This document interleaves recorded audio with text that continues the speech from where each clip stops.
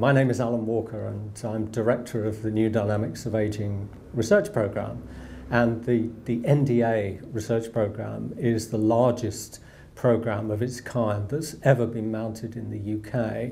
It's investigating age from every possible dimension and discipline. So everything from basic biology through to arts and theatre studies. Well, I think it's the removal of the default retirement age is long overdue. For me, a pension age or a retirement age has always been a basic form of age discrimination. And it's never been considered as such, but it is. If you make a judgment about someone simply on the basis of their age, that is age discrimination. And there's nothing else to call it, frankly. So we should have swept away the idea of a fixed retirement age long ago. Well, in terms of the equalisation of state pension age, of course that is absolutely crucial on gender equality grounds as well as age discrimination grounds. But I think the way that it's been done is problematic. It means that some women in the labour market are caught in a bit of a trap. And frankly, they haven't had long enough to prepare for the idea of working longer. And this is a great difficulty. Basically, what the employment system in this country and other European countries is like is a self-fulfilling prophecy. We train people in their 20s, maybe in their early 30s.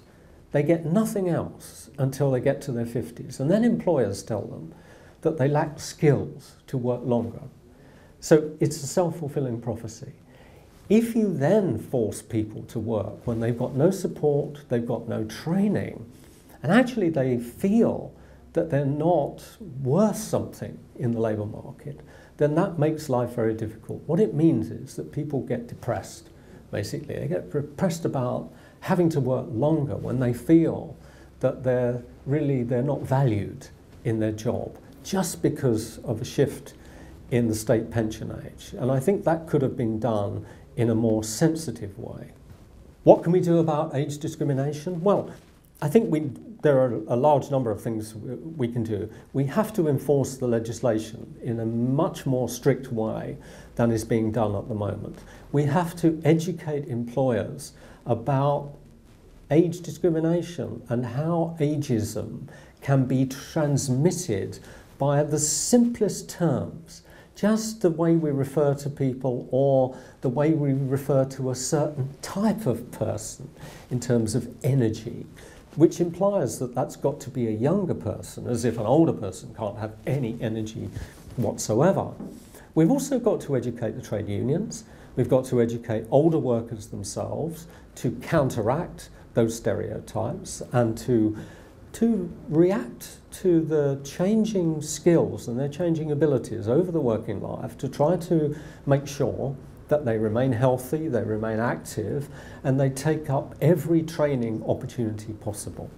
And there is no other project like Working Late, which is focused on the labour market and the attitudes of the key actors within the labour market. But of course, age discrimination overarches everything we do. It's impossible to find any walk of life in which age discrimination is absent. So, for example, in work on technology, we've got several projects that have looked at the development of technologies for older people. And there are so many examples where technologies are developed for older people, not with older people. So the assumption is that older people can't think for themselves about what kind of technologies they would like and find useful, but some more skilled, younger technician is going to know exactly what the older person requires. And what happens, again, it's a self-fulfilling prophecy. The gadget is of no use to the older person whatsoever because it hasn't been developed in conjunction with them. Why not? Simple age discrimination. In terms of the cutting-edge research on ageing, really the New Dynamics of Ageing research programme is it. within the UK. We've got encapsulated within this program all of the major features of aging and the big issues to do with aging. I think that when you've got such a huge investment of public resources, you can't just have research and the science, I mean people writing scientific papers and books and so on.